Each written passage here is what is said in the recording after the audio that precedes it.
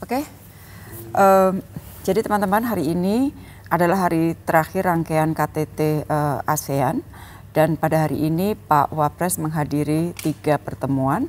Yang pertama tadi pagi menyampaikan keynote speech pada acara ASEAN Indo-Pacific Forum atau IPEF.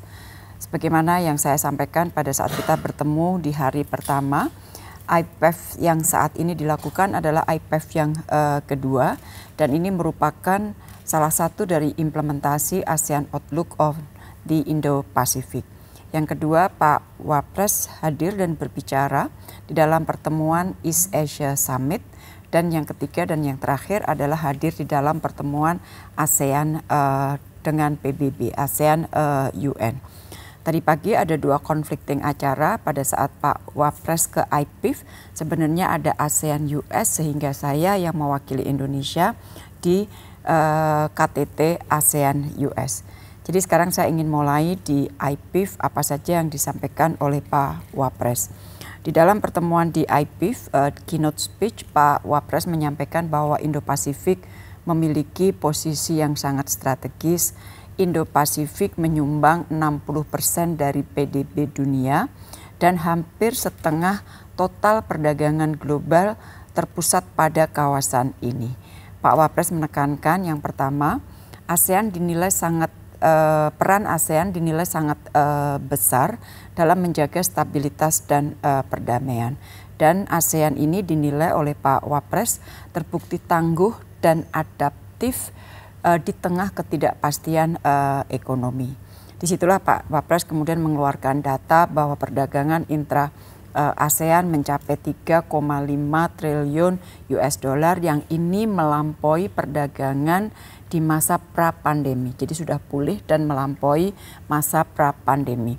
Terus kemudian investasi di ASEAN juga mencapai 229 miliar US dollar dan terus meningkat di tengah penurunan investasi global, dan peningkatan yang paling signifikan terjadi di sektor keuangan dan teknologi. Dan sekali lagi ini menunjukkan bahwa ASEAN mampu menjadi pusat pertumbuhan kawasan. Nah, disinilah maka IPEF ini menjadi sangat penting artinya. Hal kedua yang disampaikan oleh Pak Wapres adalah penekanan mengenai pentingnya memperkuat transisi hijau, jadi ekonomi hijau. Dan Pak Wapres menekankan ASEAN perlu menyelaraskan inovasi di sektor lingkungan hidup dengan transformasi digital. Di ASEAN, investasi hijau itu mencapai nilai 6,3 miliar US dollar dan meningkat 20% pada tahun 2023. Nah, kedepannya kerjasama ekonomi sirkular serta kerjasama ekonomi biru penting untuk ditingkatkan. Ketiga, Pak Wapres menekankan pentingnya penguatan sinergi dengan dunia usaha. Dalam kaitan ini, Pak Wapres menyambut baik peluncuran ASEAN Indo-Pacific Business Network. Pembentukan network ini juga menunjukkan bahwa telah terjadi shifting dari ASEAN Indo-Pacific Forum yang lebih government-led, sekarang sudah lebih business-led dengan terbentuknya network tersebut. Dan tentunya kita harapkan bahwa kerjasama yang di-lead oleh bisnis ini akan lebih sustainable. Itu IPEF. Kemudian ASEAN US, di mana saya mewakili Indonesia karena Pak Wapres ada di IPEF. Beberapa hal yang saya tekankan, saya mulai dengan kalimat bahwa kita semua yang ada di sini itu percaya dengan multilateralisme, dan kita ingin multilateralisme bekerja secara maksimal. Dan saya sempat sampaikan, namun demikian kemarin operasi UNIFIL di Lebanon Selatan diserang oleh IDF, di mana 2 orang peacekeepers asal Indonesia mengalami luka-luka. Serangan kepada misi pemeliharaan perdamaian PBB jelas merupakan pelanggaran terhadap hukum humaniter internasional. Dan saya tekankan bahwa kita, dunia, tidak boleh tinggal diam melihat simbol perdamaian internasional, Blue Helmet, diserang. Oleh karena itu Indonesia minta kepada Amerika Serikat di Dewan Keamanan PBB untuk dapat memberikan jaminan agar UNIFIL dapat melakukan misinya secara aman. Pelanggaran hukum internasional juga secara terus-menerus dilakukan oleh Israel, dan kalau kita tidak berbuat apa-apa maka akan menurunkan kredibilitas hukum internasional itu sendiri dan tentunya Dewan Keamanan PBB. Di dalam pertemuan ASEAN-US ini saya juga sampaikan 3 prioritas kerjasama yang dapat dilakukan ASEAN dan US, antara lain kerjasama untuk menjamin perdamaian stabilitas, ini sekali lagi penting dan terus disampaikan Indonesia. Yang kedua, kerjasama pengembangan energi hijau. Kemudian yang ketiga adalah kerjasama konektivitas dan ekonomi digital. Nah, saya pada saat mau menutup statement saya tekankan lagi mengenai masalah Palestina, harapan kepada Amerika Serikat agar dapat terus mendorong terciptanya two-state solution. KTT ASEAN Amerika Serikat ini menghasilkan 4 kesepakatan. Pertama adalah chair statement. Chair statement itu adalah catatan dari ketua berdasarkan refleksi diskusi selama pertemuan. Yang kedua adalah ASEAN US Leader Statement on promoting safe, secure, and trustworthy artificial intelligence (AI). Kemudian yang ketiga, progress in the implementation of 2023-2024 ASEAN-US Trade and Investment Facilitation Agreement atau TIFA and Expanded Economic Engagement Work Plan. Jadi ini lebih kepada work plan dan juga 2024-2025 ASEAN-US TIFA.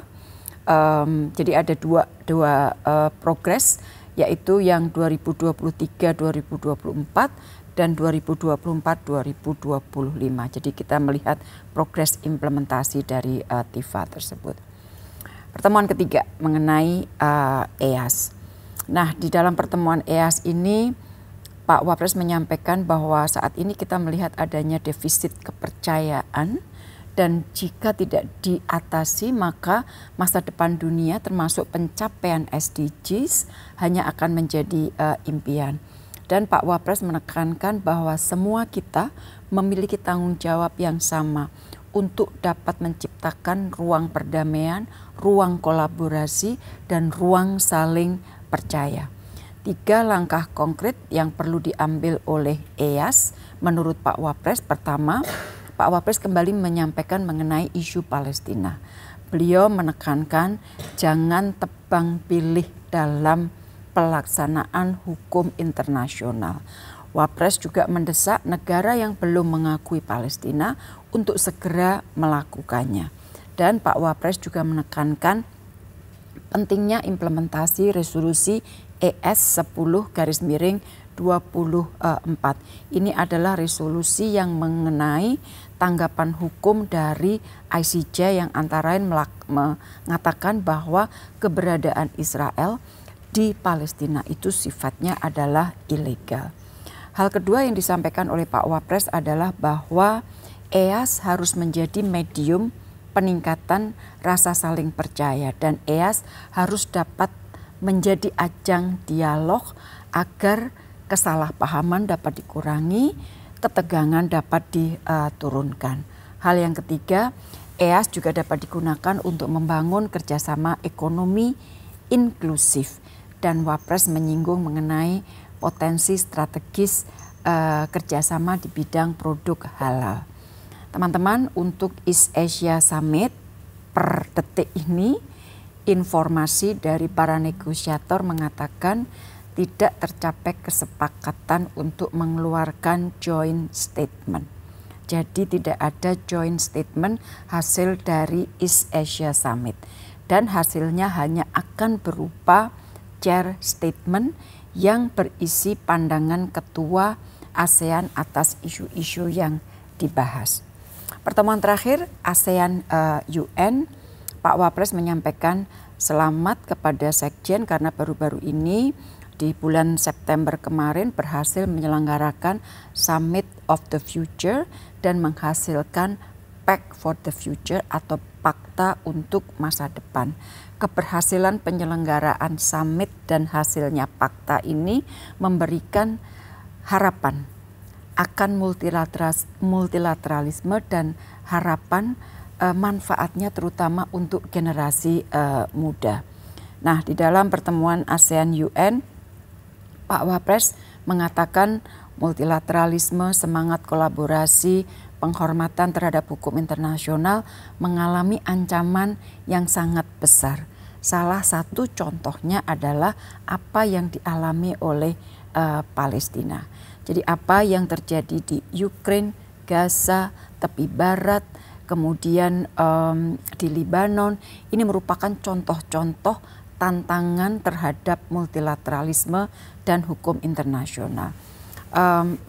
Di situ di pertemuan ASEAN-UN, Pak Wapres kembali mengatakan kecaman keras terhadap serangan IDF kepada UNIFIL, dan serangan tersebut merupakan sebuah pelanggaran berat hukum humaniter internasional, dan Pak Wapres mengatakan DK perlu mensikapi serangan ini. PBB merupakan kompas dari multilateralisme dan ASEAN memiliki komitmen untuk menjadi bagian dari solusi. Di dalam pertemuan ASEAN-UN, Pak Wapres menekankan tiga hal. Palestina kembali adalah implementasi resolusi 1024. Kenapa mengenai Palestina, mengenai resolusi ini ditekankan Pak Wapres di dalam pertemuan dengan UN? Karena di dalam resolusi itu antara lain ada tugas yang perlu dilakukan Sekjen untuk memonitor implementasi dari resolusi tersebut. Kemudian yang kedua, pentingnya membangun kepercayaan dan solidaritas global. Di sini ASEAN PBB, kemitraan ASEAN PBB menjadi sangat penting dan harus digunakan untuk mempertebal rasa saling kepercayaan dan solidaritas global. Yang ketiga adalah mengenai pentingnya penguatan kerjasama institusional ASEAN PBB. Dalam hal ini Pak Wapres menyampaikan harapan agar PBB memiliki perwakilan untuk ASEAN di Jakarta. Di dalam pertemuan Pak Wapres juga mengatakan dukungannya terhadap kerja PBB. Jadi karena ada serangan-serangan di masa lalu, ada serangan misi kemanusiaan yang dilakukan UNRWA. Sekarang UNIFIL diserang, Pak Wapres mengatakan Indonesia mendukung kerja PBB. Nah, sebagai penutup, Pak Wapres menyampaikan apresiasi kepercayaan Sekjen PBB atas ditunjuknya warga negara Indonesia yang namanya Retno Marsudi sebagai utusan khusus Sekjen PBB untuk urusan air. Nah, teman-teman, ASEAN UN menghasilkan joint statement. Jadi itu teman-teman, total dokumen seperti yang saya sampaikan kemarin adalah 91 outcome documents. Terima kasih.